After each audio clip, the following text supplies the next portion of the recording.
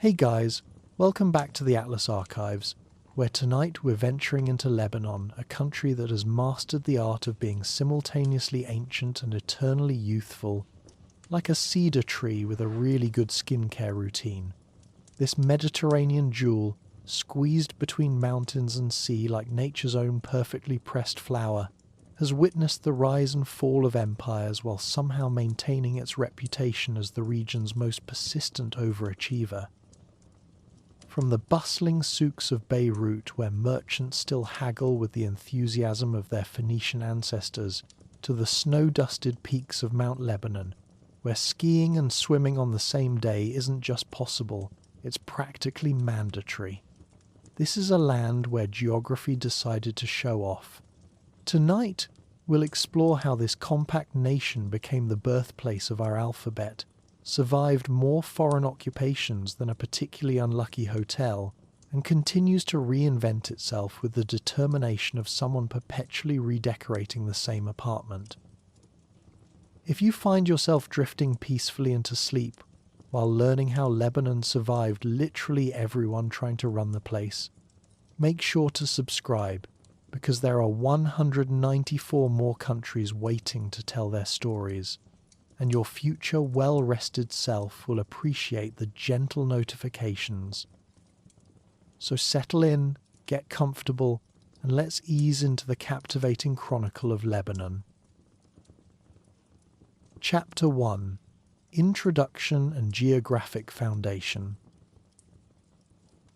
Lebanon sits perched on the eastern shore of the Mediterranean Sea like a jewel wedged between two much larger neighbours who've spent most of history arguing over who gets to influence it. To the north and east lies Syria, and to the south, Israel. If countries were people at a dinner party, Lebanon would be the charming conversationalist stuck between two relatives who keep talking politics, while everyone else just wants to enjoy the hummus. The country stretches approximately 170 kilometres from north to south, and at its widest point, it's only about 88 kilometres from the Mediterranean coast to the Syrian border. This makes Lebanon smaller than most American states, yet within this compact space lies a geographical diversity that would make a continent jealous. You can literally ski in the morning and swim in the Mediterranean in the afternoon, though doing both in the same day might raise questions about your vacation planning skills. Lebanon's most striking geographical feature is its 4 distinct parallel zones that run from north to south like nature's own organizational system. First, there's the narrow coastal plain, rarely more than 3 kilometers wide, where most of the population lives and where the ancient Phoenicians built their legendary trading ports. The soil here is fertile, the climate Mediterranean, and the beaches are the kind that make you wonder why anyone ever leaves. Moving inland, we encounter the Lebanon Mountains, also known as Mount Lebanon, which form the country's backbone. These peaks rise dramatically from the coastal plain, with some summits reaching over 3,000 meters. The highest point, Qurnat as-Sauda, stands at 3,088 meters, which translates roughly to the Black Horn, presumably named by someone with a flair for the dramatic. These mountains have served as natural fortresses throughout history, allowing various groups to maintain their distinct identities even when empires came knocking with less than friendly intentions. Between the Lebanon Mountains and their eastern counterpart, the anti-Lebanon Mountains, lies the Bekaa Valley, Lebanon's agricultural heartland. This fertile valley has been feeding civilizations for thousands of years and continues to produce some of the region's finest wines, which the Romans appreciated so much they basically turned parts of the valley into ancient industrial wine country. The valley is also home to some of Lebanon's most impressive ancient ruins, because apparently, if you're going to build something monumental, you might as well do it in a place where people can grow grapes nearby. The anti-Lebanon Mountains form Lebanon's eastern border with Syria, and here we find Mount Hermon, which at 2,814 meters offers spectacular views and has the distinction of being mentioned in various ancient texts, usually in the context of being really, really tall. These mountains create a natural barrier that has influenced everything from weather patterns to military strategies throughout Lebanese history. Lebanon's climate is predominantly Mediterranean along the coast, with hot, dry summers and mild, wet winters. The mountains, however, receive substantial snowfall, which has historically provided water for the entire region through a system of rivers and springs. The Lebanese are quite proud of their snow, and rightfully so, given that they're one of the few Middle Eastern countries where you can build a snowman without having to explain to confused neighbours what that three-ball sculpture in your yard is supposed to be. The country's rivers, while not particularly large by global standards, have played outsized roles in its history and development. The Litani River is Lebanon's longest, flowing northward through the Bekaa Valley before turning west to reach the Mediterranean. It's joined by shorter coastal rivers like the Nahr al-Kalb, or Dog River, which gets its name from ancient carvings that early visitors thought resembled dogs, though modern archaeologists suggest they might have been wolves, lions, or possibly just really abstract art that confused everyone for millennia. Water has always been Lebanon's greatest natural asset. While neighbouring regions struggled with aridity, Lebanon's mountains captured Mediterranean moisture and distributed it through springs and streams that have sustained agriculture and urban centres for over 5,000 years. Ancient writers regularly commented on Lebanon's abundance of water, often in tones suggesting they couldn't quite believe their luck in finding a green, well-watered land in a region where most countries have to import their rivers. The famous cedars of Lebanon, which appear on the country's flag and have been name-dropped in everything from the Bible to ancient Egyptian texts, once covered much of the mountainous interior. These magnificent trees, some reaching heights of 40 meters and living for over 1,000 years, provided the ancient world with premium building materials. Kings from Mesopotamia to Egypt imported Lebanese cedar for their palaces and temples, making the Lebanese some of history's earliest successful timber exporters, though they probably didn't anticipate that their marketing would eventually lead to severe deforestation. Today, only small groves of the original cedar forests remain, primarily in protected areas like the Horshaz al-Rab near Bishari. These surviving trees are treated with the reverence usually reserved for national treasures, which makes sense considering their living links to a time when Lebanon's forests were so famous that distant kingdoms planned entire construction projects around getting their hands on Lebanese timber.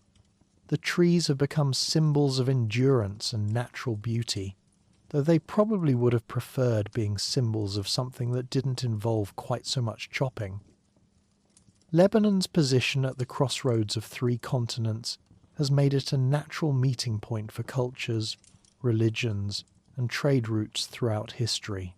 This geographic advantage came with the inevitable downside of being in everyone's path when armies decided to march somewhere else. But the Lebanese became remarkably adept at adapting to whoever was currently in charge while maintaining their own distinct cultural identity. It's a survival skill that would serve them well through thousands of years of imperial change. The Mediterranean coastline, stretching for approximately 225 kilometers, provided natural harbours that the ancient Phoenicians developed into some of the ancient world's most important ports. Cities like Tyre, Sidon, and Byblos became household names across the ancient Mediterranean, at least in households that cared about international trade and exotic purple dye. The coast's numerous bays and headlands offered protection for ships, while providing strategic vantage points for spotting either trading opportunities or incoming invasions, depending on what flags the approaching vessels were flying. Modern Lebanon inherited this geographical complexity along with its historical significance. The country's small size means that regional variations in culture, religion, and dialect can change dramatically within short distances. You can drive from the cosmopolitan beaches of Beirut to traditional mountain villages in less than an hour, encountering entirely different ways of life that have coexisted for centuries. This diversity is one of Lebanon's greatest strengths, and occasionally one of its greatest challenges. The geography that made ancient Lebanon prosperous continues to influence modern development. The coastal cities remain centers of commerce and culture. The mountains preserve traditional ways of life and provide crucial water resources, and the Bekaa Valley feeds the nation while producing wines that have gained international recognition. Tourism thrives on the country's ability to offer everything from Mediterranean beaches to alpine skiing, often marketed with the entirely accurate but slightly surreal promise that you can ski and swim on the same day. Lebanon's geological foundation consists primarily of limestone and sandstone formations that have created the dramatic mountain landscapes and coastal cliffs that define much of the country's character. These rocks have also provided building materials for thousands of years of construction, from Phoenician harbours to Roman temples to modern Beirut, giving Lebanese architecture a distinctive honey-coloured appearance that photographs beautifully and ages gracefully. The country sits in a seismically active region, positioned along the Dead Sea transform fault system that runs from the Red Sea to Turkey. This geological reality has occasionally reminded Lebanese residents that their beautiful mountain views come with the occasional earthquake, though historically, the country has been more disrupted by human conflicts than natural disasters. The Lebanese have developed a philosophical approach to living with geological uncertainty that roughly translates to worry about the things you can control and make sure the coffee is strong enough for everything else. Understanding Lebanon's geography is essential to understanding its history, because the same features that made it valuable to ancient empires continue to influence its role in regional and global affairs. The mountains that provided refuge for persecuted religious minorities, the ports that connected distant civilizations, and the fertile valleys that sustained urban populations all continue to shape Lebanese life in ways that connect directly to choices made by Phoenician traders 3,000 years ago. The biodiversity of Lebanon, compressed into its small territory, is remarkable even by Mediterranean standards. The country hosts over 2,600 plant species, including several hundred that exist nowhere else on Earth. From coastal wetlands that serve as crucial stopover points for migrating birds to alpine meadows that bloom with endemic wildflowers, Lebanon's ecosystems have adapted to dramatic variations in altitude, rainfall, and temperature within remarkably short distances. Lebanese farmers have taken advantage of this geographical diversity for millennia, developing agricultural techniques that maximize the potential of different elevation zones. Coastal areas produce citrus fruits, bananas, and vegetables, while mountain slopes are terraced for olives and grapes, and higher elevations support apple orchards and potato farming. The Bekaa Valley specializes in wheat, corn, and increasingly, wine grapes that benefit from the valley's unique microclimate. This agricultural diversity has helped Lebanon maintain food security even during periods of political instability, though it has also meant that Lebanese cuisine incorporates an almost overwhelming variety of fresh ingredients, which explains why Lebanese meals tend to involve roughly 17 different dishes, all of which are somehow supposed to fit on one table. The country's mineral resources, while not extensive, have played important roles in its development. Limestone quarries have provided building stone for thousands of years, while salt deposits along the coast were historically valuable enough to influence trade negotiations.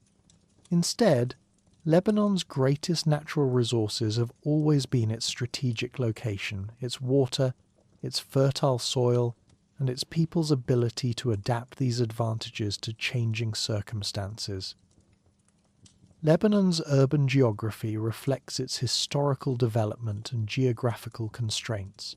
Beirut, the capital and largest city, spreads along the coast and up into the foothills, its growth shaped by the natural amphitheatre formed by the Lebanon mountains.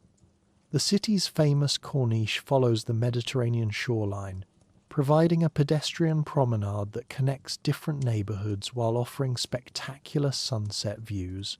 Other major cities like Tripoli in the north and Sidon in the south developed around natural harbours, their old sections preserving narrow streets and traditional architecture designed for a climate where shade was precious. The relationship between Lebanon's geography and its cultural diversity deserves special attention. The country's mountains provided refuge for religious and ethnic minorities throughout history, leading to a complex demographic pattern where different communities established strongholds in different regions. Maronite Christians gravitated towards certain mountain areas, Druze communities settled in specific mountain ranges, and various other groups found their own geographical niches. This pattern has profoundly influenced Lebanese politics and society, creating a system where geographical identity often overlaps with religious and cultural identity in ways that continue to shape national debates. Transportation infrastructure in Lebanon has always had to work with, rather than against, the country's challenging topography. Ancient roads followed river valleys and mountain passes, patterns that modern highways still largely follow. The coastal road connects the major cities along the Mediterranean, while mountain roads wind through passes that have been used since Phoenician times. Building infrastructure in Lebanese mountains requires considerable engineering skill and financial investment, which explains why some remote villages remained relatively isolated until quite recently, preserving traditional ways of life that provide fascinating glimpses into Lebanon's cultural history. As we prepare to explore Lebanon's remarkable historical journey, remember that everything we'll discuss was shaped by this geographical foundation. The same Mediterranean breezes that carried Phoenician ships to distant shores continue to cool Beirut's summer evenings. The same mountain springs that sustained ancient civilizations still provide water for modern Lebanese families. The same valleys that witnessed Roman legions and Arab conquests now host international festivals and wine tastings. And the same strategic position that made Lebanon a prize for ancient conquerors continues to make it a crucial player in modern Middle Eastern affairs, though hopefully with fewer attempts at conquest and more focus on collaborative hummus diplomacy. Chapter 2: Ancient Civilizations and Phoenician Legacy. Now that we've set the geographical stage, let's dive into the human story of Lebanon, which begins in earnest around 5000 BC, when the first permanent settlements appeared along what would become one of history's most contested coastlines. These early residents had no idea they were establishing the foundations of a civilization that would eventually teach half the world how to write, though, to be fair, they were probably more concerned with figuring out how to catch fish without falling into the Mediterranean. The earliest known settlements in Lebanon date back to the Neolithic period, with archaeological evidence at Byblos revealing primitive huts with crushed limestone floors, stone tools, and burial jars that paint a picture of fishing communities who understood the value of their coastal location. By 4000 BC, these scattered settlements had evolved into something approaching urban centres, and the area was first recorded in written history as a collection of coastal cities backed by heavily forested mountains. The residents called themselves Canaanites, after their land of Canaan, though the Greeks would later rename them Phoenicians because of their profitable sideline in purple dye production, proving that even in ancient times you could be famous for your fashion choices. The transformation from simple fishing villages to sophisticated city-states didn't happen overnight, but by 3000 BC, Places like Byblos had developed into genuine urban centres with impressive stone architecture, advanced metallurgy, and trade connections that stretched across the eastern Mediterranean. Recent genetic research conducted by the Wellcome Trust Sanger Institute has confirmed what archaeologists suspected for decades. Modern Lebanese people are direct descendants of these Bronze Age Canaanites, with remarkable genetic continuity spanning over 4,000 years. This makes the Lebanese some of the most historically rooted people on Earth, though it also means they've been dealing with the same neighbours for approximately 40 centuries, which explains a lot about Middle Eastern politics. The Canaanites, who would become known as Phoenicians, were never a unified nation in the modern sense. Instead, they organised themselves into independent city-states, each fiercely protective of its own interests and frequently competing with neighbouring cities for trade routes and political influence. The major players included Tyre, Sidon, Byblos, and Arwad, each controlling its own stretch of coast and hinterland. This city-state system was remarkably similar to ancient Greece, except the Phoenicians were more interested in making money than making war, though they certainly weren't opposed to the occasional armed negotiation when trade talks broke down. Byblos, possibly the world's oldest continuously inhabited city, emerged as an early powerhouse around 3000 BC. The city's name would eventually give us our word Bible, since it was a major centre for papyrus trade. But long before anyone was writing sacred texts, Byblos was already famous for its connections with Egypt. Egyptian records from the 4th dynasty, around 2500 BC, describe regular shipments of cedar timber from Byblos to fuel Egypt's massive construction projects. The Egyptians were so dependent on Lebanese cedar that they developed a special class of ships called Byblos ships, specifically for this trade route, making the ancient Lebanese possibly the first people to have ships named after their export business. The relationship with Egypt was mutually beneficial but not always equal. Egyptian pharaohs like Thutmose III, who reigned from 1479 to 1426 BC, conducted military campaigns along the Phoenician coast, not to destroy the cities but to ensure continued access to their precious resources. The coastal plain of Lebanon, which the Egyptians called Jahai, was described in royal annals as rich with fruit, wine, and grain, suggesting that even ancient conquerors appreciated good Mediterranean cuisine. Thutmose IV himself visited Sidon to personally arrange lumber purchases, proving that when you need quality building materials, sometimes the pharaoh has to handle the negotiations himself. The real genius of the Phoenicians lay not in military conquest, but in their approach to trade and cultural exchange. They were practical people who understood that making everyone rich was more profitable than making everyone dead, a philosophy that served them well for over 1,000 years. Their ships, built from the famous cedars of their homeland, were technological marvels that could handle both coastal trading and open ocean voyages. By the late 8th century BC, Phoenician merchants had established trading posts and colonies throughout the entire Mediterranean, from Cyprus in the east to Spain in the west, and from Turkey in the north to Morocco in the south. The crown jewel of Phoenician colonization was Carthage.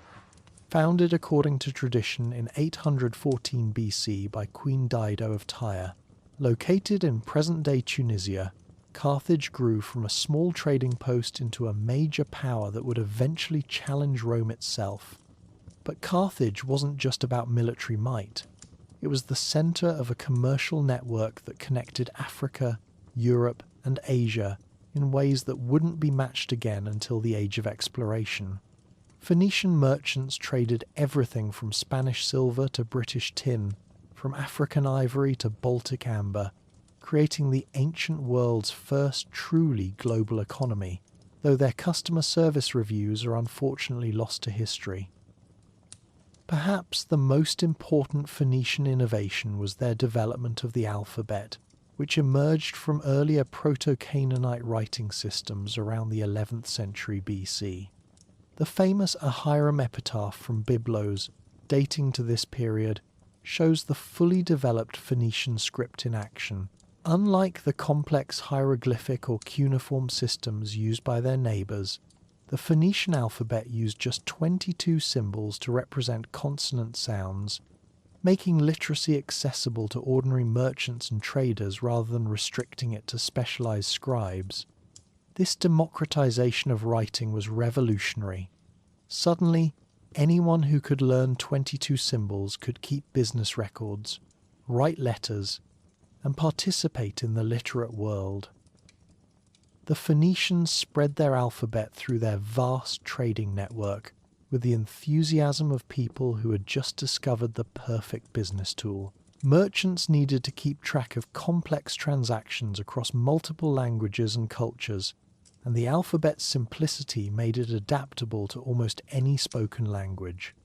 The Greeks adopted it around the 8th century BC and made the crucial addition of vowel sounds, while the Romans later refined it into the system that forms the basis of most Western alphabets today. In essence, every time you read these words, you're using a technology perfected by ancient Lebanese traders who just wanted an efficient way to write invoices. But the Phoenicians weren't just practical, they were also remarkable artisans and innovators. They perfected the art of glassmaking, building on techniques learned from Egypt and Mesopotamia to create products so fine that Phoenician glass became a mark of quality throughout the ancient world. Their skill in working with metals, ivory, and textiles was legendary. The Bible records that King Solomon of Israel commissioned Hiram of Tyre, a master craftsman, to work on the Great Temple in Jerusalem. Homer's Iliad describes a silver mixing bowl as a masterpiece of Sidonian craftsmanship, while also praising the embroidered robes made by Sidonian women. When your work is being name-dropped in epic poetry, you know you've achieved serious brand recognition. The most famous Phoenician product, however, was neither glass nor metalwork but purple dye, extracted from murex shells found along their coast. The process of creating Tyrian purple was labour-intensive and closely guarded secret. It required harvesting thousands of murex snails, extracting fluid from their hypobrachial glands while they were still alive, and then exposing the mixture to sunlight while it underwent a chemical transformation from clear to yellow to green to deep purple. The scale of production was staggering. Recent estimates suggest it took 12,000 snails to produce just over 1 gram of dye, which explains why purple cloth was literally worth more than its weight in gold. The economic impact of purple dye cannot be overstated. Archaeological excavations at Sidon and Tyre have revealed shell middens 40 metres high, testament to centuries of industrial-scale dye production. The smell must have been overwhelming.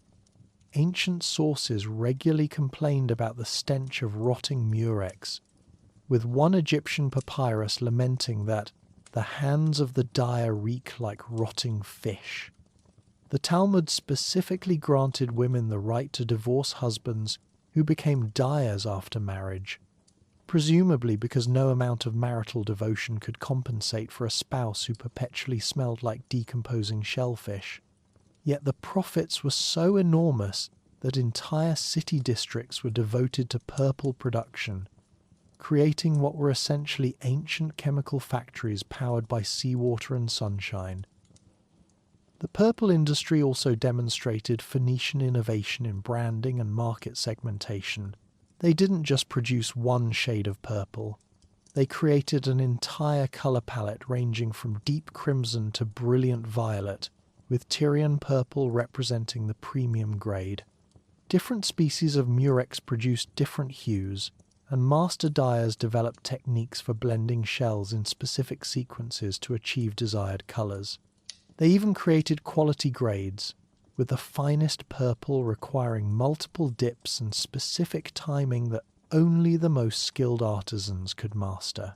Modern color analysis of surviving ancient fabrics shows that genuine Tyrian purple actually improved with age and sun exposure, unlike cheaper imitations that faded quickly, giving customers a literally luminous reason to pay premium prices. The Phoenicians also revolutionized maritime technology and navigation. Their ships were designed for both cargo capacity and seaworthiness, with innovations that allowed them to sail farther and carry more than their competitors. They developed advanced navigation techniques, including the use of the North Star for nighttime sailing, which gave them a significant advantage in an era when most sailors hugged coastlines and avoided darkness. Some evidence suggests Phoenician expeditions reached Britain in search of tin and may have circumnavigated Africa at the request of Egyptian pharaoh Necho II, though ancient GPS records are unfortunately unavailable to confirm these remarkable claims. Phoenician religion evolved from ancient Canaanite traditions and centered around a pantheon of gods who reflected their maritime and commercial culture. El was the creator god and father of the divine family, while Baal controlled fertility and storms, crucial concerns for both farmers and sailors. Astarte governed love, fertility, and war, representing the multiple aspects of life that concerned ancient societies. Melkart, the patron god of Tyre, was particularly associated with navigation and colonial expansion, making him essentially the ancient god of international business development. These deities were honoured in temples throughout the Phoenician world, creating a shared religious culture that helped bind together their far-flung trading network. The Phoenician approach to religion was characteristically practical and adaptable. When they established colonies, they were happy to incorporate local deities into their pantheon, or identify foreign gods with their own, creating a kind of theological diplomacy that smoothed trade relationships. This religious flexibility contrasted sharply with the more rigid approaches of other ancient peoples, and probably contributed to their commercial success. If acknowledging the local storm god meant better business relationships, the Phoenicians were generally willing to add another altar to their temples. The genetic evidence for Phoenician expansion tells a fascinating story about ancient globalization. While early Phoenician settlers did establish colonies throughout the Mediterranean, DNA analysis shows that these settlements grew primarily through local recruitment rather than continued immigration from Lebanon. When Phoenician traders established a trading post, local populations were eager to join them, adopting Phoenician culture and business practices. This pattern of cultural adoption rather than demographic replacement helps explain how a relatively small population from the Lebanese coast could influence such a vast area. The end of independent Phoenician civilization came gradually, through conquest rather than decline. The Assyrians subjected the Phoenician cities to tribute beginning in the 9th century BC, though they allowed them to continue trading. The real blow came with Alexander the Great's siege of Tyre in 332 BC. After 6 months of resistance, the city fell and its population was sold into slavery. This marked the end of Phoenician political independence, though Phoenician culture and commerce continued under Hellenistic and Roman rule. Yet the Phoenician achievement was remarkable for its longevity and influence. For over 1,000 years, these Lebanese coastal cities dominated Mediterranean trade, spread literacy throughout the ancient world, and demonstrated that commercial cooperation could be more powerful than military conquest. They created the first truly global economy, established the foundations of alphabetic literacy, and left a cultural legacy that continued to influence the Mediterranean world long after their political independence ended. Not bad for a collection of cities that started out as fishing villages where people were just trying to figure out how to make a living from the sea.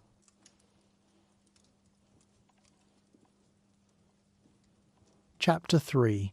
Conquests and cultural fusion. The collapse of Alexander the Great's empire in 323 BC marked the beginning of Lebanon's long education in the art of adapting to new rulers without losing its essential character. This would prove to be a remarkably useful skill over the next 15 centuries, as Lebanon found itself passed between empires like a valuable piece of real estate that everyone wanted to own but no one could quite afford to develop properly.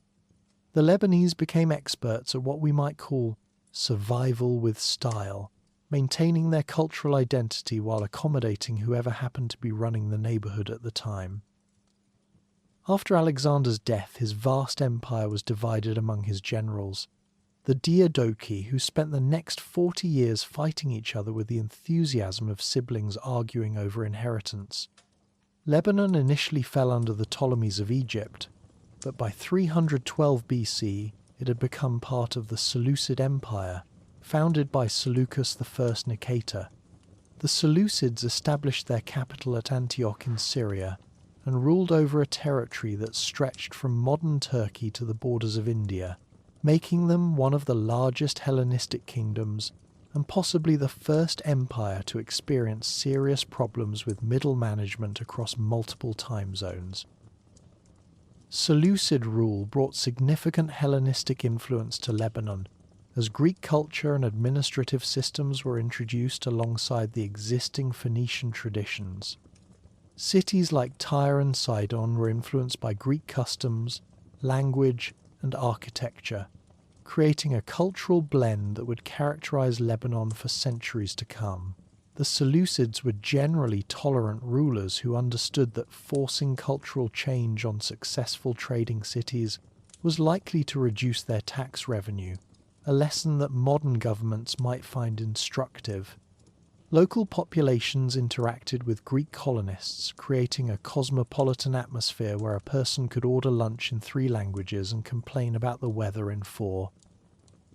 However, the Seleucid Empire gradually weakened through a combination of overextension, internal dynastic struggles, and pressure from rising powers. The Romans, who had become the dominant force in the western Mediterranean, began expanding eastward in the 2nd century BC. After defeating Antiochus III at the Battle of Magnesia in 190 BC, Rome forced the Seleucids to pay massive war reparations and abandon their territories west of the Taurus Mountains. The empire never fully recovered from this blow, and by the 1st century BC, it had been reduced to a rump state centered on Syria. The final blow came in 64 BC, when the Roman general Pompey the Great arrived in the region. Rather than attempting to restore yet another unstable Seleucid ruler, Pompey decided to cut the Gordian knot by making Syria, including Lebanon, into a Roman province. This marked the end of Hellenistic political independence in the region, though Greek cultural influence would continue for centuries. Pompey's decision reflected Roman pragmatism. If local rulers couldn't maintain stability and pay taxes reliably, Rome would handle both jobs directly. Thank you very much. Roman rule transformed Lebanon into one of the most prosperous regions of the Eastern Empire. The Pax Romana brought unprecedented economic and intellectual growth to the Lebanese coast, which became a crucial link between the Roman Mediterranean and the trade routes of Asia. Byblos, Sidon, and Tyre were granted Roman citizenship, transforming their residents from conquered subjects into participants in the Roman system. These cities thrived as centres for pottery, glass, and purple dye production, with their harbours serving as storage facilities for goods imported from Syria, Persia, and India. Beirut, known to the Romans as Berytus, received special attention from Roman developers who clearly saw its potential for urban renewal. The city was designated as Colonia Julia Augusta Felix Berytus in 14 BC and became home to veterans from 2 Roman legions, the 5th Macedonian and 3rd Gallic. Large public buildings and monuments were erected, and Berytus quickly earned the nickname Little Rome due to the extent of its Romanization. The city was granted the special status of Ius Italicum, meaning exemption from imperial taxation, which made it the ancient equivalent of a tax-free zone and probably attracted Roman retirees looking to stretch their pensions. Perhaps most famously, Beirut became home to one of the ancient world's most prestigious law schools. The School of Law at Berytus was so renowned that two of Rome's most famous jurists, Papinian and Ulpian, both taught there under the Severan emperors. The school produced generations of legal scholars who influenced Roman law throughout the empire, making ancient Beirut something like the Harvard Law School of the Mediterranean world, except with better weather and more accessible seafood. Meanwhile, in the Bekaa Valley, the Romans undertook one of their most ambitious architectural projects outside Rome itself. The temple complex at Heliopolis, modern Baalbek, featured the Temple of Jupiter, the largest religious building in the entire Roman Empire, with columns over 20 meters high and stones weighing up to 800 tons. The construction lasted over a century and a half and was never completed, making it history's most spectacular example of a public works project running over budget. Today, only 6 Corinthian columns remain standing, still dominating the landscape like ancient skyscrapers. Roman rule also saw significant changes in Lebanon's religious landscape. Christianity spread throughout the region during the early centuries of the empire, creating a diverse religious environment that included traditional Roman gods, ancient Phoenician deities, and growing Christian communities. This religious pluralism was generally tolerated under Roman administration, which took a practical approach to local beliefs, as long as they didn't interfere with imperial loyalty or tax collection. When Constantine the Great officially recognized Christianity in 313 AD, Lebanon's Christian communities began to emerge from society's margins. The Edict of Milan granted religious freedom throughout the empire, and pagan temples were gradually abandoned or converted to churches. The division of the Roman Empire in 395 AD placed Lebanon under Byzantine rule, continuing basic Roman administration while gradually increasing Greek and Orthodox Christian influence. In the late 6th century, a series of devastating earthquakes struck the region, destroying much of the Roman infrastructure that had been built over previous centuries. The famous law school of Beirut was levelled, killing nearly 30,000 inhabitants and ending the city's role as a centre of legal education. The temples of Baalbek were severely damaged, and many coastal cities required extensive rebuilding. These natural disasters, combined with increasing administrative corruption and heavy taxation to fund distant wars, began to erode the loyalty of Lebanese populations to Byzantine rule. The situation became critical in the early 7th century when the Sassanid Persians launched a major offensive against the Byzantine Empire. From 619 to 629 AD, Lebanon was occupied by Persian forces as part of their broader conquest of Syria, Palestine, and Egypt. While Persian rule was relatively brief, it demonstrated Byzantine weakness and further disrupted the region's economy and administration. When Byzantine forces finally expelled the Persians, they found a population that was increasingly disaffected and open to alternatives to imperial rule. Those alternatives arrived in 634 AD in the form of Arab Muslim armies fresh from their victories in the Arabian Peninsula. The Muslim conquest of Syria, including Lebanon, took place between 634 and 638 AD, under the first 2 Rashidun caliphs, Abu Bakr and Umar ibn al-Khattab. The conquest was led by brilliant military commanders like Khalid ibn al-Walid, known as Saif Allah al-Maslul, the drawn sword of God, who combined tactical innovation with strategic flexibility in ways that consistently outmaneuvered Byzantine forces.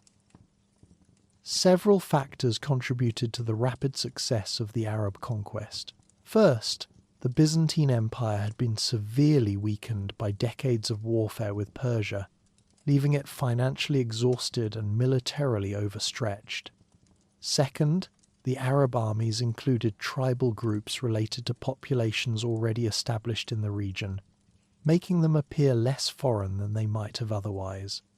Third, and perhaps most importantly, many Lebanese Christians initially viewed Islam as another Christian sect rather than a completely different religion, which reduced their resistance to the new rulers. The Umayyad Caliphate, established in 661 AD with its capital at Damascus, proved remarkably tolerant by the standards of their time. Rather than imposing religious conversion, they followed the Quranic principle of protecting people of the book in exchange for payment of jizya tax. Lebanese Christians could maintain their religious practices while contributing to state revenues, and Arabic gradually became the dominant language for administration and commerce. This period saw the emergence of distinctive Lebanese communities that would shape the country's character for centuries. The Maronites, Christian followers of Saint Maron, had settled in the northern Lebanon mountains during Byzantine persecution.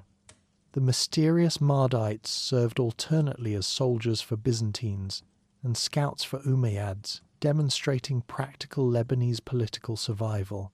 In the south, Arab tribesmen settled among indigenous populations, with many later converting to the Druze faith in the 11th century. From the 9th to the 11th centuries, Lebanon was usually controlled by independent Egyptian Muslim dynasties rather than the distant Abbasid caliphs in Baghdad. This period saw the rise of the Fatimid Caliphate, which claimed descent from Ali and Fatima and established its own interpretation of Islamic law and theology. The Fatimids were more tolerant than some other Muslim rulers and maintained generally good relations with Lebanese Christian communities, though they also supported the development of Shia communities in the region. The end of the 11th century brought new players to the Lebanese stage when the First Crusade successfully established Christian kingdoms along the eastern Mediterranean coast. Lebanon became divided between the county of Tripoli in the north, founded in 1109, and the Kingdom of Jerusalem in the south, established in 1099. This represented the return of Christian political control to parts of Lebanon after over 4 centuries of Muslim rule, though the new rulers were European Catholics rather than local Eastern Christians. The Crusader period produced one of the most remarkable cultural accommodations in Lebanese history. The Maronite Church, which had been isolated from Rome for centuries, entered into communion with the Catholic Church in 1181, recognizing papal supremacy while retaining its own patriarch, liturgy, and customs. This union was negotiated by Aymery of Limoges, the Latin Patriarch of Antioch, who made significant concessions to Maronite traditions rather than demanding complete Latinization. The arrangement satisfied both sides. Rome gained a foothold among Eastern Christians, while the Maronites secured protection and official recognition from the new Crusader states. According to William of Tyre, the Maronites numbered more than 40,000 in the area of Mount Lebanon and the dioceses of Gibelet, Botron, and Tripoli during the Crusader period. Unlike most indigenous Christians in the Crusader states, the Maronites had maintained a tradition of bearing arms, making them valuable allies for the Frankish knights who often employed them in warfare.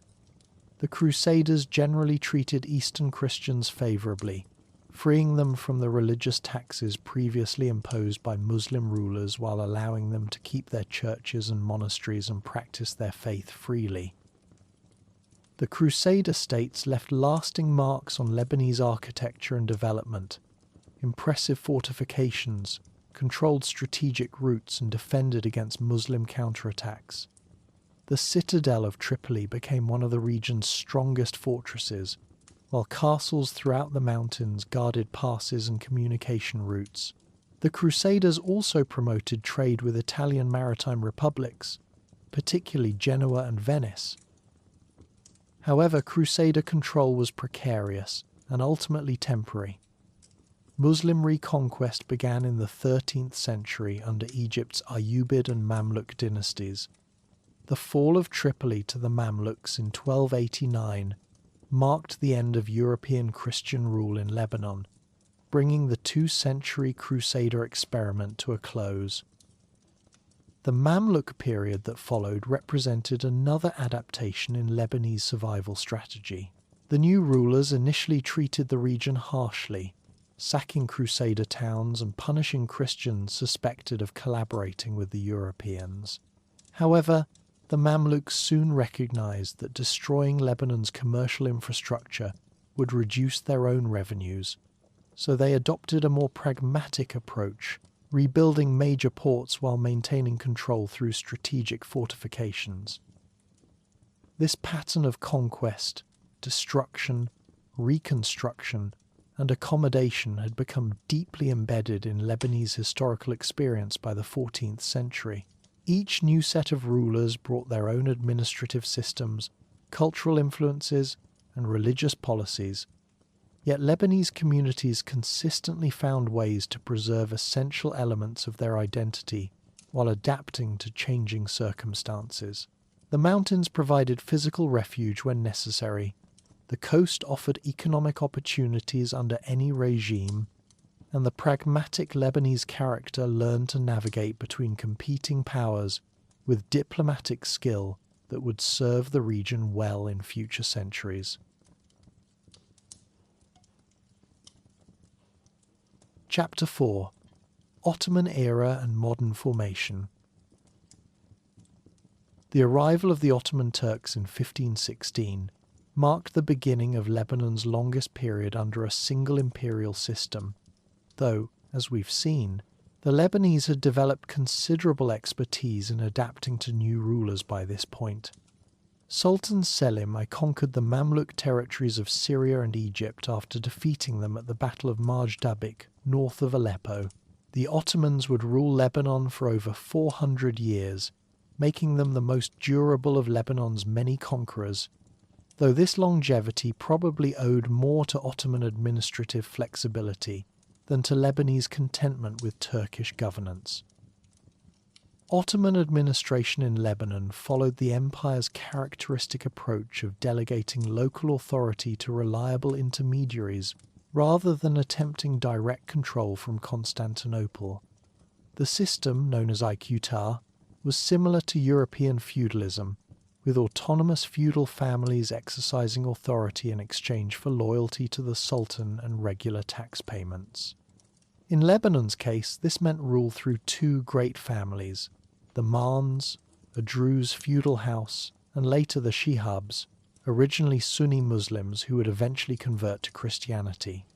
This arrangement suited both the Ottomans, who avoided the expense and difficulty of direct administration in mountainous terrain, and the Lebanese, who maintained considerable local autonomy under familiar leaders.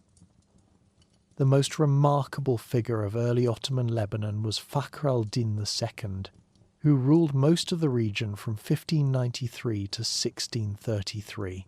A member of the Marn family, Fakhr al-Din was essentially Lebanon's first entrepreneur politician, combining territorial expansion with commercial development in ways that would have impressed modern venture capitalists.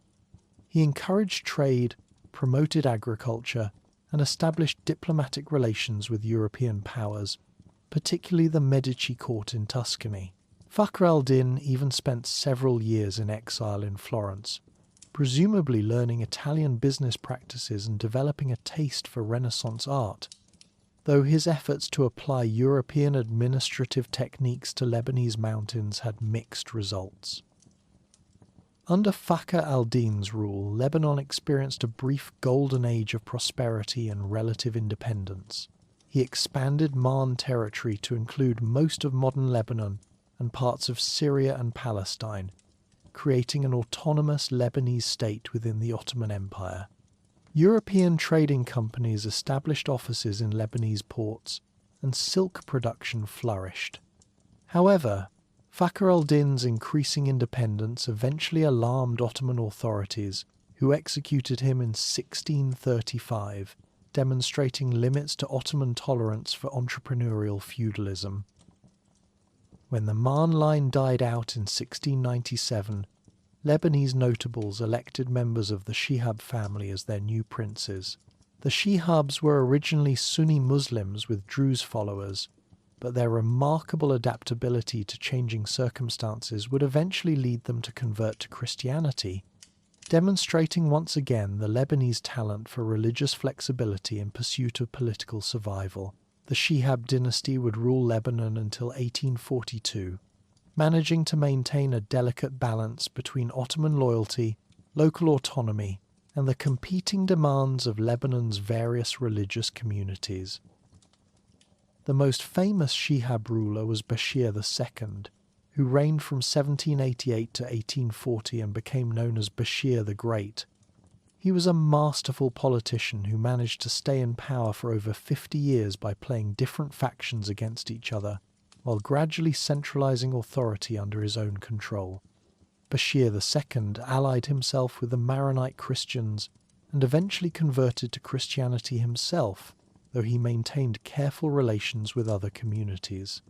His reign coincided with the rise of European influence in the Ottoman Empire, and he skillfully navigated between Ottoman, European, and local interests with the diplomatic dexterity that had become a Lebanese specialty. The most significant challenge to Bashir II's rule came from an unexpected source: Egypt. In 1831, Muhammad Ali Pasha of Egypt, nominally an Ottoman vassal but effectively an independent ruler, invaded Syria and Lebanon as part of his broader conflict with the Ottoman Sultan. Bashir II initially resisted the Egyptian invasion but soon realized that accommodation would be more profitable than destruction. He formed an alliance with Ibrahim Pasha, Muhammad Ali's son and military commander, and helped Egyptian forces consolidate control over Lebanon. This decision would have significant consequences for Lebanon's internal balance of power. Egyptian rule in Lebanon lasted from 1831 to 1840 and brought significant changes to the region's social and economic structure. The Egyptians introduced new administrative systems, promoted trade and agriculture, and began implementing reforms that challenged traditional feudal arrangements. They also favoured the Maronite Christians over the Druze, partly because the Maronites were more receptive to modernisation, and partly because Egyptian policies generally supported Christian minorities as potential allies against Ottoman rule. This shift in the balance of power would have lasting consequences for Lebanese society. However, Egyptian rule proved unpopular with many Lebanese, particularly the Druze, who saw their traditional privileges being eroded in favour of the Maronites. High taxation to fund Egyptian military campaigns, conscription for Egyptian armies, and interference with traditional social arrangements created widespread resentment. When a coalition of European powers and Ottoman forces moved to expel the Egyptians in 1840, many Lebanese welcomed the change, though they soon discovered that the end of Egyptian rule would bring its own problems. The period following the Egyptian withdrawal saw increasing tension between the Maronite and Druze communities. The Maronites had benefited from Egyptian favoritism and European educational and missionary influences which had made them more prosperous and politically sophisticated. They had also received weapons and training during the Egyptian period and were no longer willing to accept their traditional subordinate position in Lebanese society. The Druze, meanwhile, resented the loss of their historical dominance and were determined to restore the old order. This explosive situation was made worse by European interference, with France supporting the Maronites and Britain backing the Druze.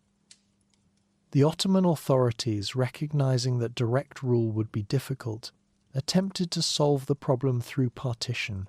In 1842, they divided Mount Lebanon into two districts, a northern district under a Christian deputy governor and a southern district under a Druze deputy governor.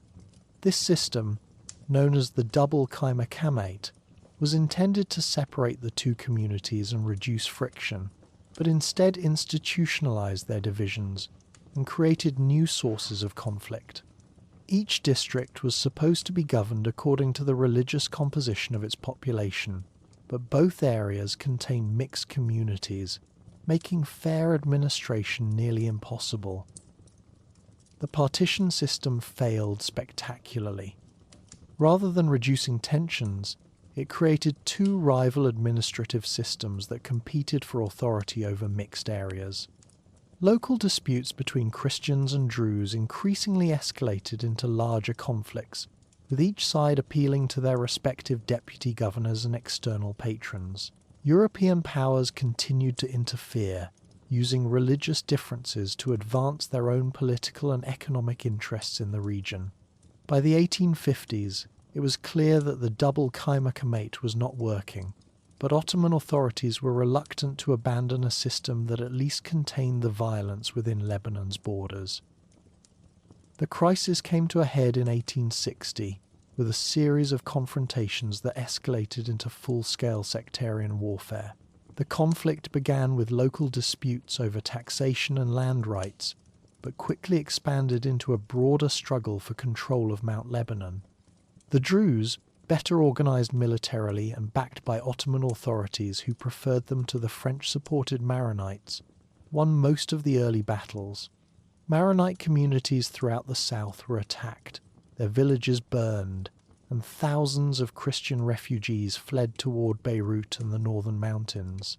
The violence was particularly severe in mixed areas where communities had previously coexisted peacefully. The 1860 massacres, as they came to be known, were a humanitarian disaster that shocked European public opinion and prompted international intervention. An estimated 11,000 Christians were killed, with many more wounded or displaced. The violence spread beyond Mount Lebanon to Damascus, where Muslim mobs attacked Christian neighborhoods, killing several thousand more people before being stopped by the Ottoman governor Abd al-Qadir al-Jazairi. Ironically, a former Algerian resistance leader who had found refuge in the Ottoman Empire. The scale of the violence demonstrated that the Ottoman system of religious accommodation had broken down, at least in Lebanon, and required fundamental reform.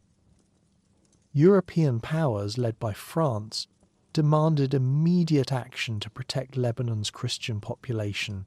An international commission consisting of France, Britain, Austria, Prussia, Russia, and the Ottoman Empire met to investigate the violence and recommend a new administrative system. Their conclusions were predictable.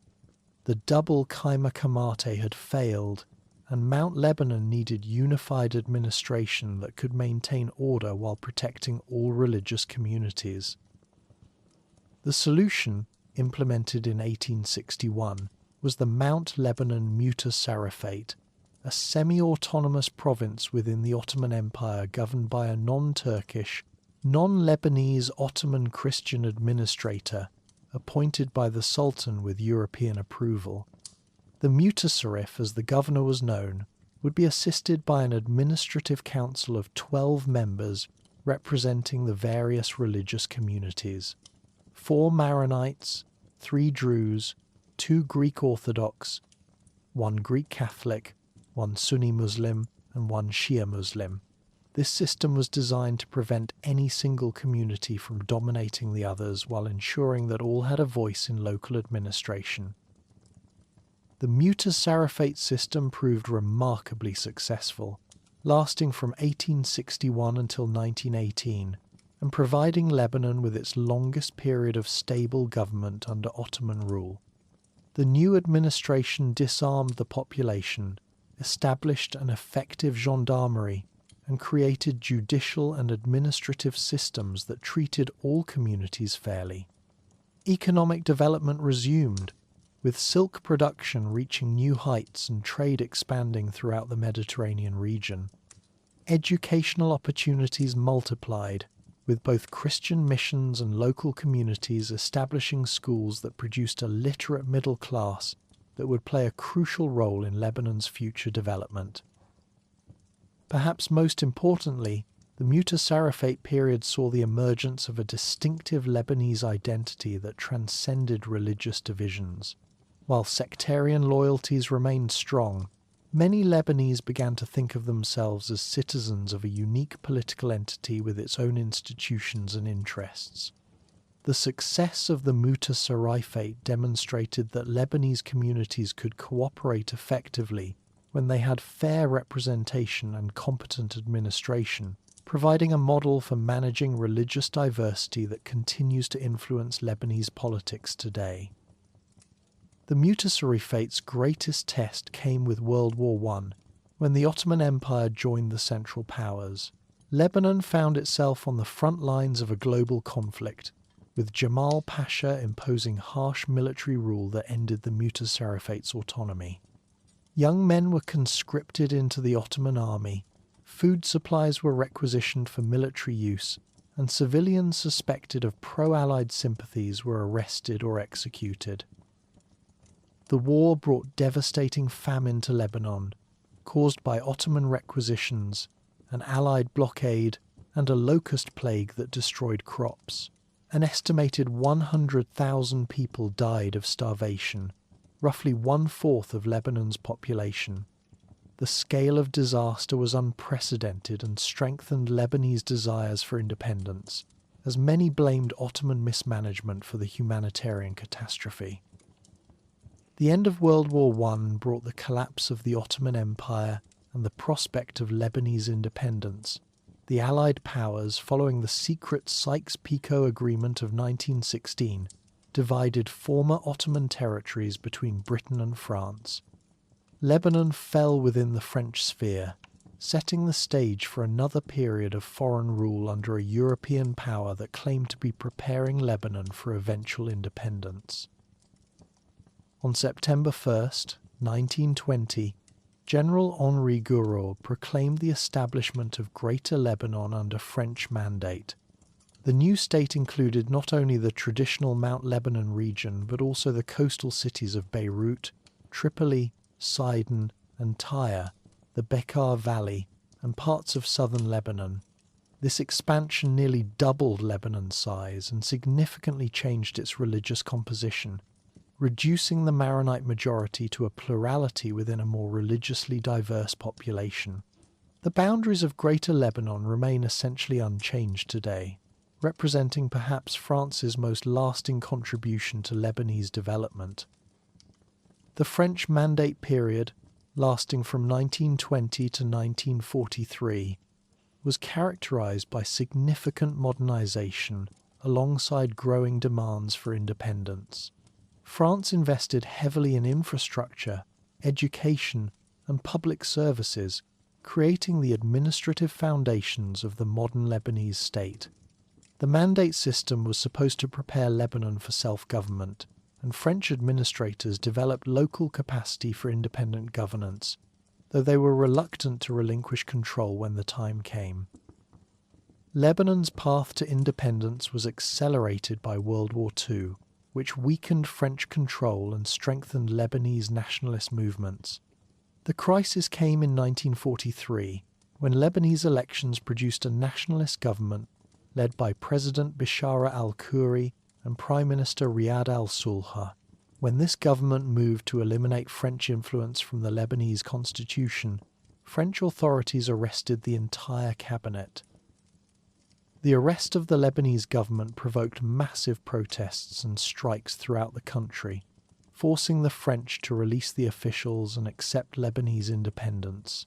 November 22, 1943, became Lebanon's Independence Day, marking the end of foreign rule and the beginning of the modern Lebanese Republic.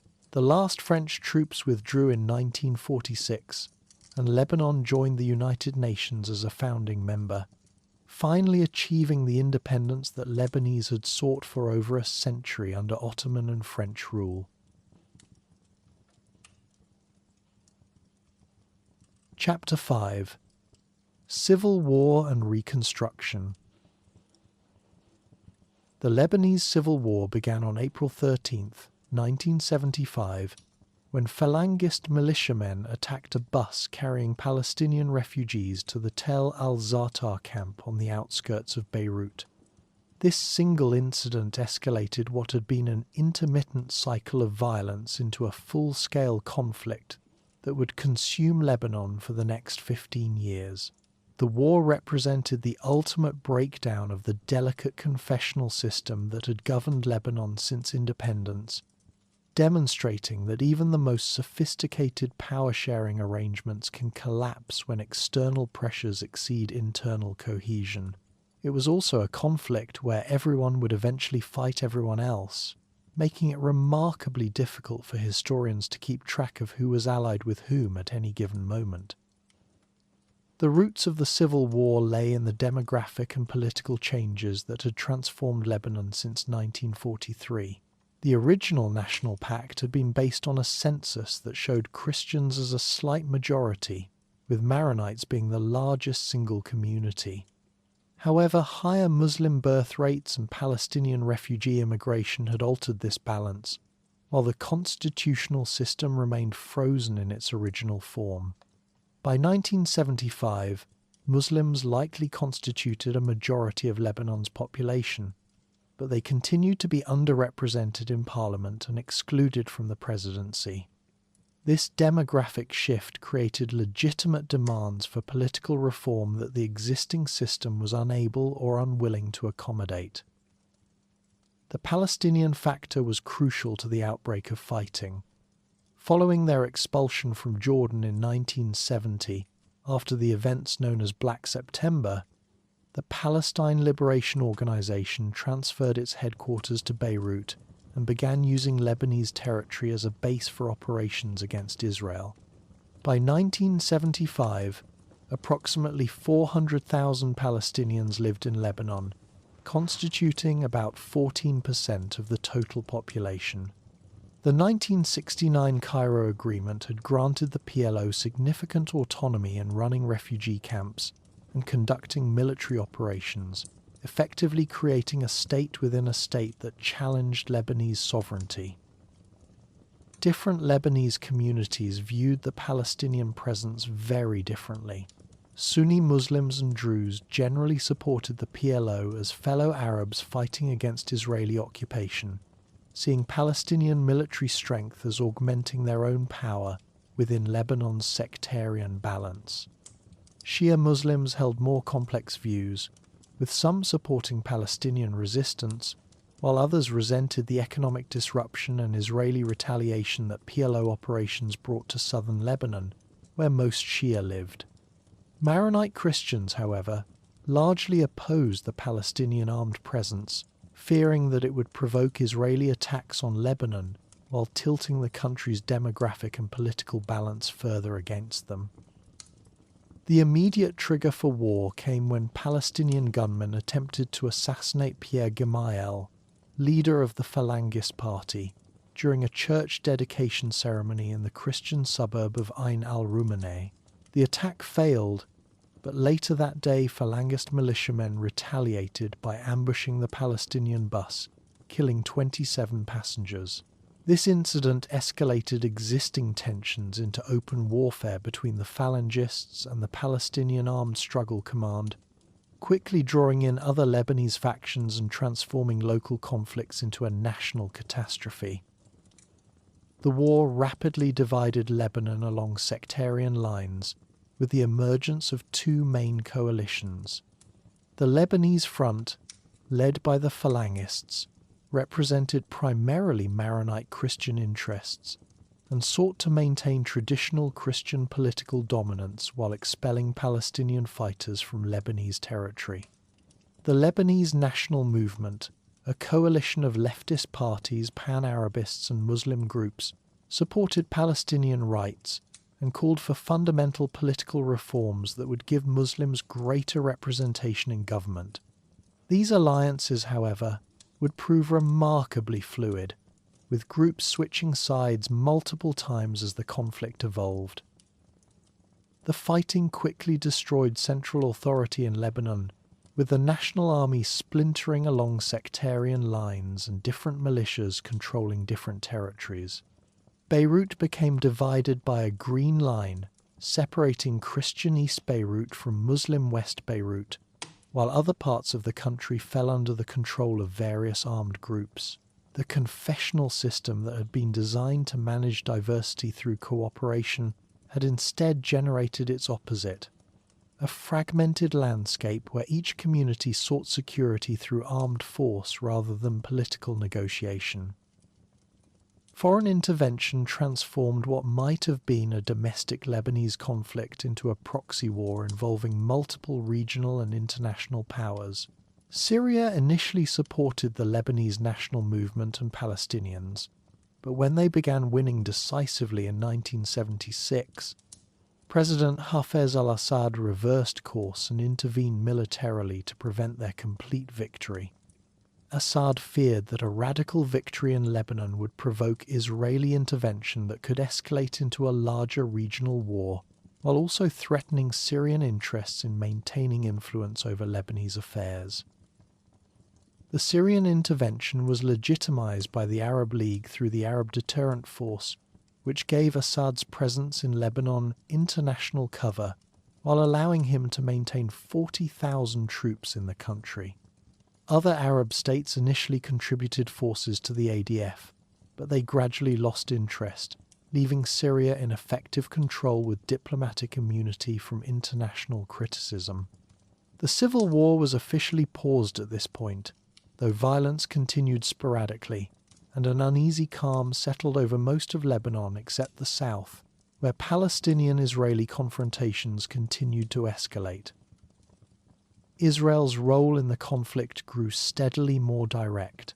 Initially content to provide weapons and funding to Christian militias, Israel launched its first major military intervention in March 1978 with Operation Litani, sending troops into southern Lebanon as far as the Litani River in response to a Palestinian seaborne raid that killed 33 Israelis. The operation established the foundation for Israel's long-term involvement in Lebanese affairs, including the creation of the South Lebanon Army, a Christian militia that served as Israel's proxy force in the border region. The 1978 invasion displaced 200,000 people, mostly Shia, northward from southern Lebanon. This displacement had profound long-term consequences, as it swelled the ranks of Amal, a Shia political movement that had been relatively obscure before the war. Led initially by the charismatic cleric Musa Sadr, who mysteriously disappeared in Libya in 1978, Amal became the primary vehicle for Shia political mobilization and would later evolve into one of Lebanon's most powerful militias. The major turning point in the war came with Israel's full-scale invasion in June 1982, dubbed Operation Peace for Galilee. This massive military operation involved over 60,000 Israeli troops and was designed not merely to stop Palestinian attacks but to fundamentally reshape Lebanese politics by installing a Christian-dominated government allied with Israel. The invasion reached Beirut's suburbs and resulted in a 2-month siege of the capital that devastated large areas and caused thousands of civilian casualties. The 1982 invasion achieved some of Israel's immediate objectives. The PLO was forced to evacuate Beirut under American, French and Italian supervision, with Yasser Arafat and thousands of Palestinian fighters relocating to Tunisia. This removed the Palestinian armed presence that had been one of the primary triggers of the civil war, though it also created new problems by leaving Palestinian refugee camps defenseless against attack by hostile militias. The power vacuum left by Palestinian withdrawal would soon be filled by new actors, including the emerging Hezbollah movement. The assassination of President-elect Bashir Gemayel in September 1982, just weeks after the PLO evacuation, demonstrated the limits of Israeli influence in Lebanese politics. Gemayel, a Falangist leader who had been Israel's preferred candidate for president, was killed by a Syrian intelligence operative in a bombing that destroyed his party headquarters in East Beirut. His death removed Israel's most reliable Lebanese ally and contributed to the subsequent massacre at Sabra and Shatila refugee camps, where Christian militiamen killed hundreds of Palestinian civilians while Israeli forces controlled the area. The Sabra and Shatila massacre became a defining moment of the war, generating international condemnation and prompting the return of multinational peacekeeping forces to Beirut.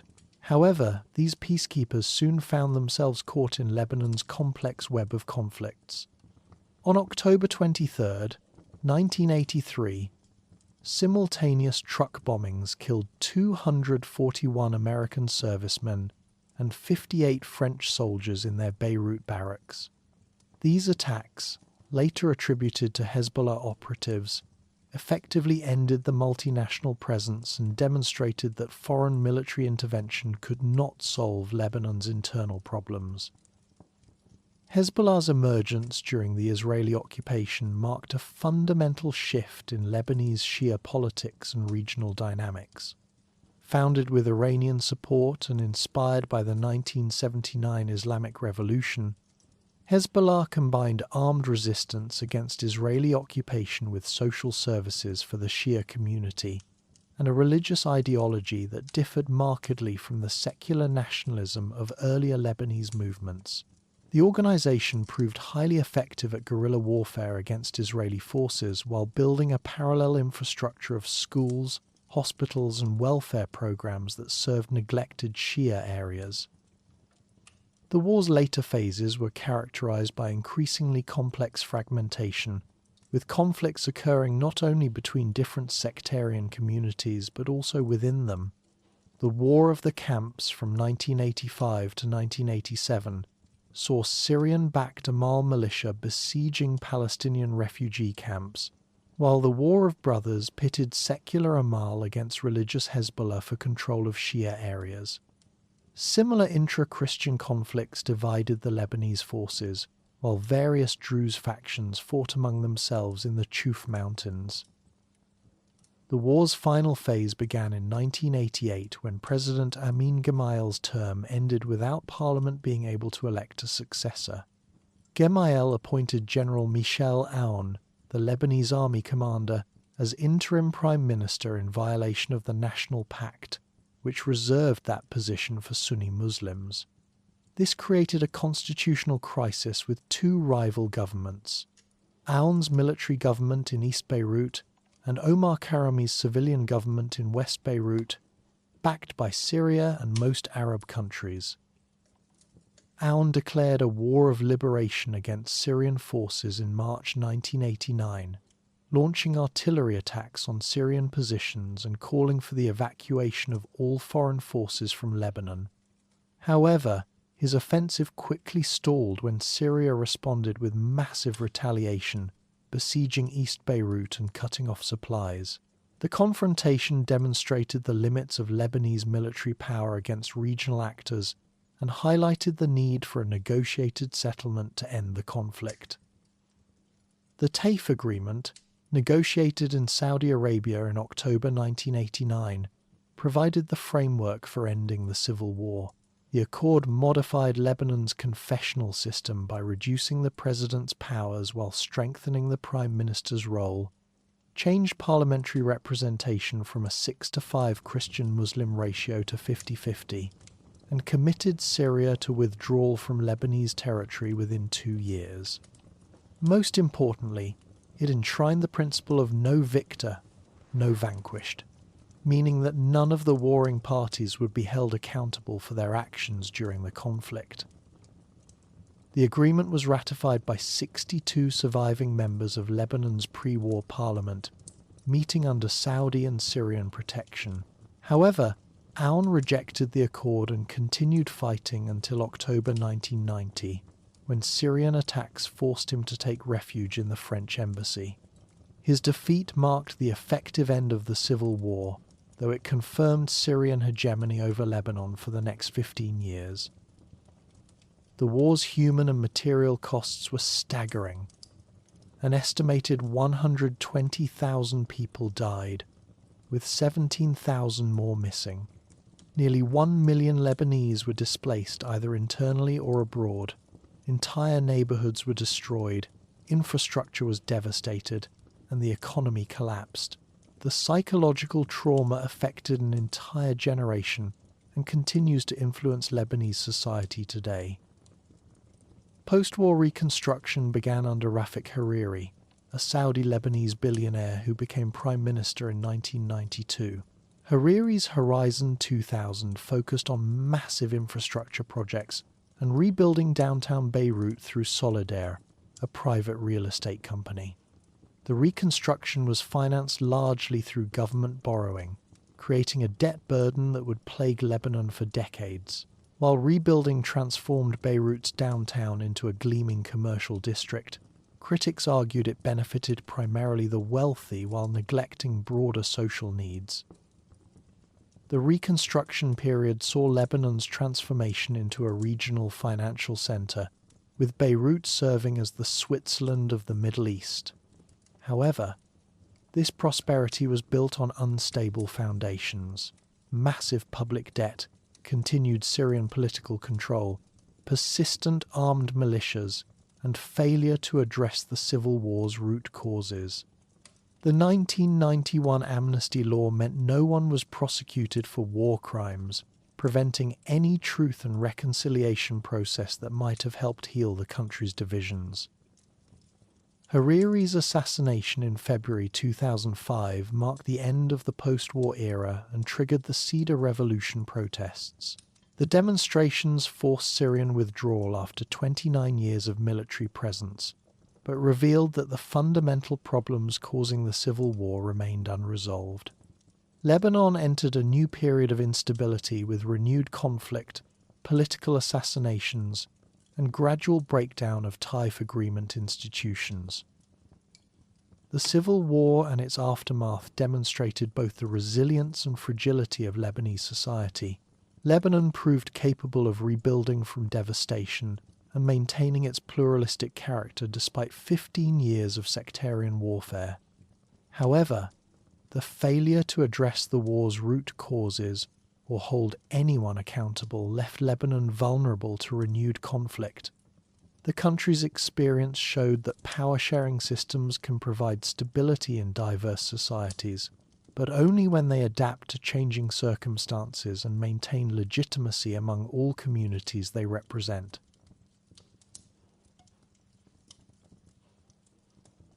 Chapter 6: Contemporary Lebanon and Future Challenges. The new millennium brought Lebanon what appeared to be a chance for genuine renewal. The Cedar Revolution of 2005 had expelled Syrian forces after 29 years of occupation. Rafik Hariri's assassination had sparked international attention, and there was cautious optimism that the country might finally escape the cycles of conflict and foreign interference that had defined its modern existence. This hope was both premature and tragically misplaced, as Lebanon would discover over the following 2 decades. If the civil war had taught Lebanese anything, it was that their country had an almost supernatural ability to attract trouble from its neighbours, and the early 21st century would provide ample proof of this unfortunate gift. The 2006 war with Israel demonstrated how quickly Lebanon's fragile peace could collapse. On July 12th, Hezbollah launched a cross-border raid that killed 8 Israeli soldiers and captured 2 others, expecting the operation would lead to a prisoner exchange similar to previous incidents. Instead, it triggered the most devastating conflict Lebanon had experienced since the Civil War.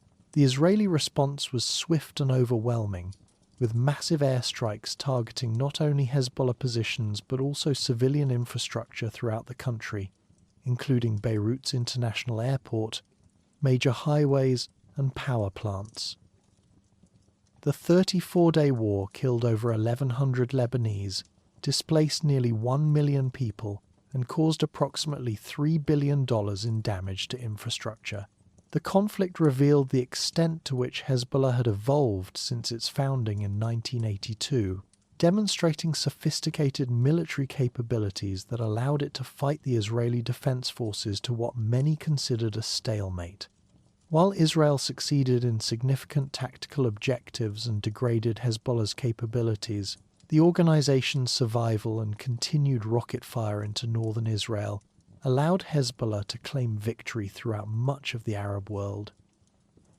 The war's aftermath exposed deeper problems within Lebanese society and governance.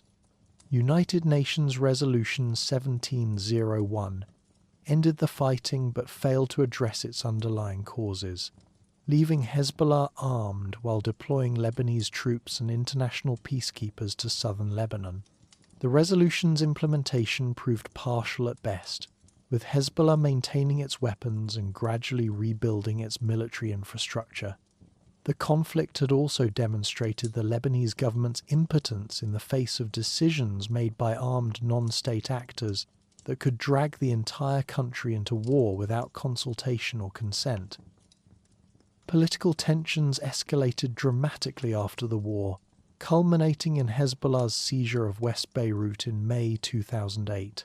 The immediate trigger was the government's attempt to shut down Hezbollah's telecommunications network and remove the organization's ally from his position as airport security chief.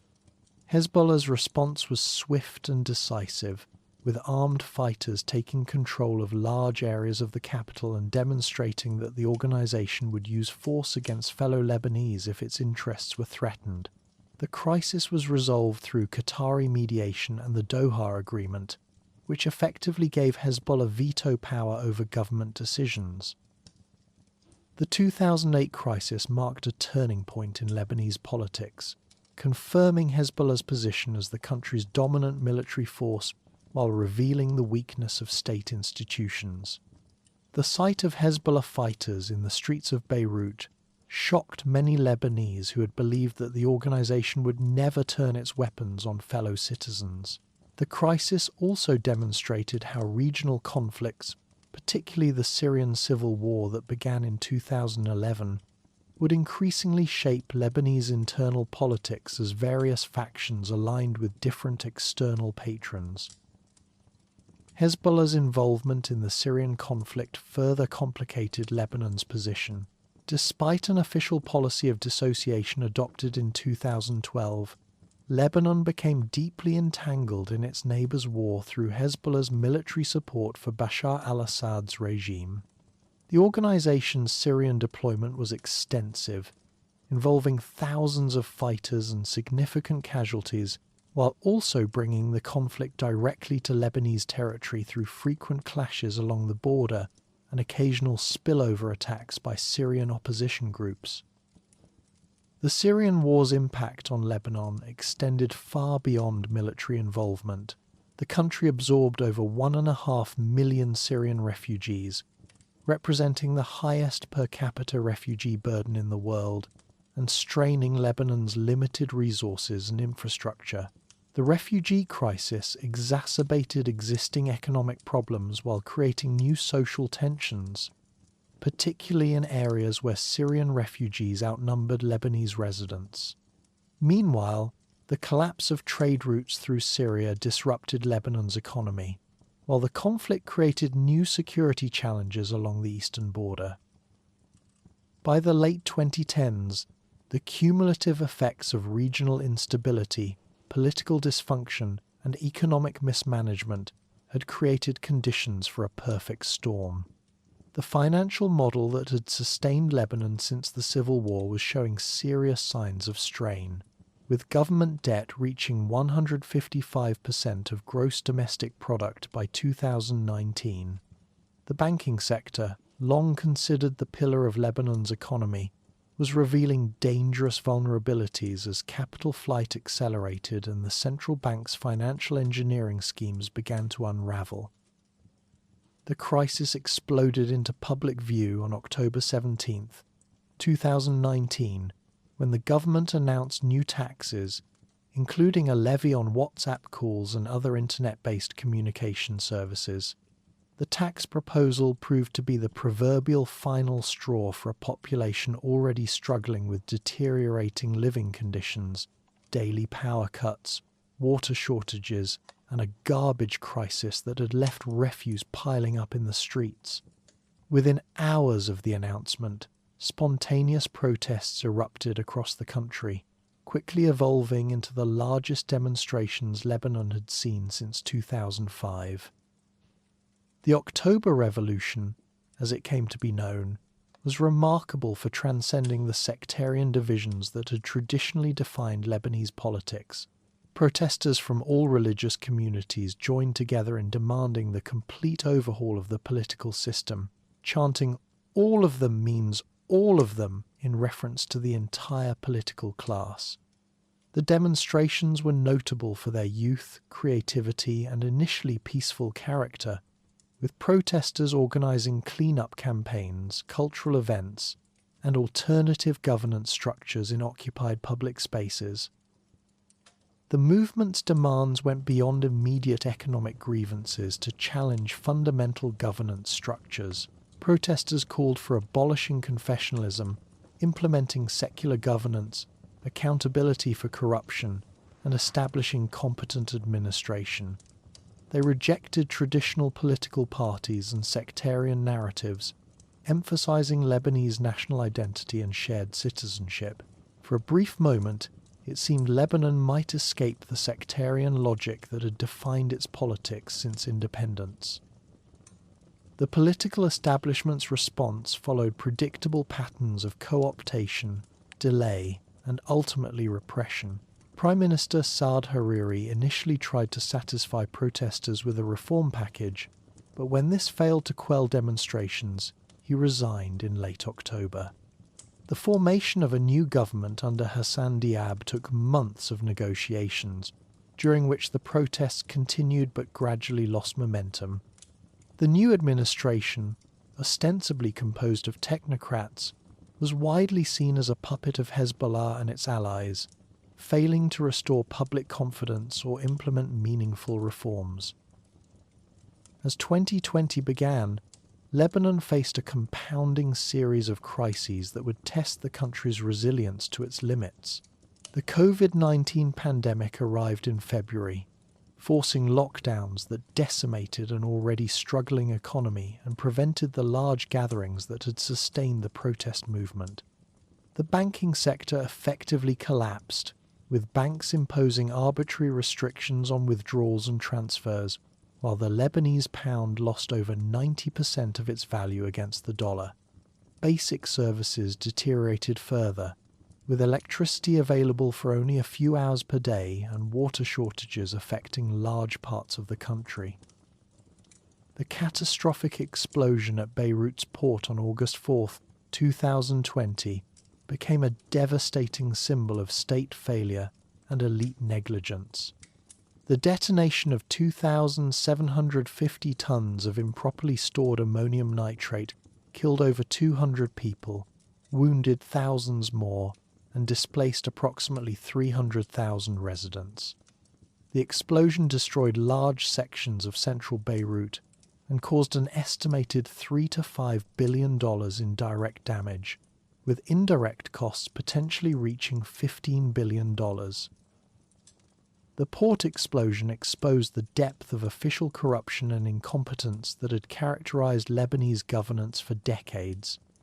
Government documents revealed that numerous officials had been aware of the dangerous chemicals stored at the port, but had failed to take action despite repeated warnings from customs officials and judges. The disaster sparked renewed protests, this time characterized by violent anger rather than the hopeful activism of October 2019. Graffiti appeared throughout Beirut declaring, "We don't want accountability, we will take our revenge," reflecting the population's despair and fury. The investigation into the port explosion became emblematic of Lebanon's institutional failures. Despite international pressure and public demands for accountability, the inquiry faced constant political interference, with powerful politicians using constitutional immunity to avoid questioning. Multiple judges were removed after attempting to pursue charges against senior officials, while key evidence was destroyed. The investigation's failure reinforced public cynicism about justice or reform within existing institutions. By 2021, Lebanon had descended into what observers characterized as a failed state. The World Bank classified the economic collapse as one of the three most severe global crises since the mid-19th century, with GDP falling from $55 billion to $33 billion. Over 80% of the population fell below the poverty line, while basic services became increasingly unavailable. An estimated 400 physicians left in 2020 alone, with emigration accelerating dramatically across all sectors. The collapse of state services forced Lebanese to develop alternative coping mechanisms that revealed both resilience and institutional breakdown. Neighborhoods organized private generator networks, while civil society groups provided services the government could no longer deliver. However, these adaptations reinforced inequalities, as only wealthy areas could afford private services while poor communities suffered complete state abandonment. The May 2022 elections offered a glimpse of potential change, with independents winning 13 seats. However, established forces retained dominance while protesters' hopes for systematic change remained unfulfilled. The presidential vacuum beginning October 2022 highlighted continued dysfunction, with multiple parliament sessions failing to elect a successor as political blocs refused to compromise. Regional developments in 2023 created additional challenges. The October 7th Hamas attack on Israel and subsequent Gaza war led to renewed escalation along the Lebanese-Israeli border, with Hezbollah launching attacks while Israel responded with heavy strikes. The conflict displaced hundreds of thousands from southern Lebanon, raising fears of full-scale war that Lebanon's devastated economy could not withstand. The current period has witnessed intense fighting between Israel and Hezbollah since 2023, with both sides demonstrating enhanced military capabilities. Hezbollah's arsenal has grown to an estimated 150,000 rockets and missiles, but the organization faces unprecedented challenges as Israeli operations target its leadership while Lebanon's economic collapse reduces its domestic support. Against this backdrop, Lebanon achieved a breakthrough in early 2025 with Joseph Aoun's election as president and Nawaf Salam's appointment as prime minister. The new leadership represents a departure from traditional politics, enjoying popular legitimacy and international support for implementing reforms. However, they face immense challenges in rebuilding institutions, restoring economic stability, and navigating regional tensions. Looking toward the future, Lebanon confronts fundamental challenges that will determine whether it can emerge from crisis or continue towards state collapse. The first involves institutional reform, particularly addressing the consociational system that has proven dysfunctional in modern governance. The second requires rebuilding economic foundations based on productive sectors rather than financial speculation. The third concerns managing regional conflicts while maintaining sovereignty and preventing Lebanon from becoming a battlefield for others' wars. Despite these challenges, Lebanon retains significant assets for recovery. The country's human capital remains substantial despite emigration. With educated population and entrepreneurial traditions, Lebanese diaspora communities worldwide maintain homeland connections and could provide reconstruction resources if conditions improve. Cultural diversity and cosmopolitan traditions, while sometimes divisive, also represent valuable assets in a globalized world. The story of Lebanon offers important lessons about managing diversity through democratic institutions.